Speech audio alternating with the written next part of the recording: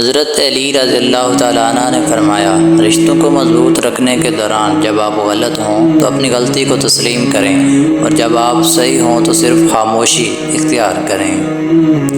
حضرت علی رضی اللہ تعالیٰ عنہ نے فرمایا، زندگی جینے کے دو ہی راستے ہیں، بھول جاؤ انہیں جن کو معاف نہیں کر سکتے، اور معاف کر دو انہیں جن کو بھول نہیں سکتے۔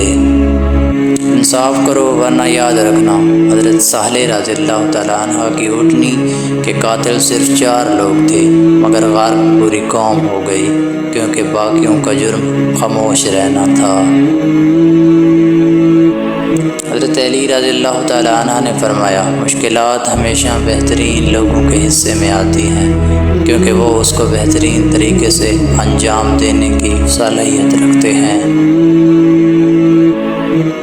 اللہ کو بہت پسند ہے جب تم دنیا کو چھوڑ کر اس سے مانگتے ہو۔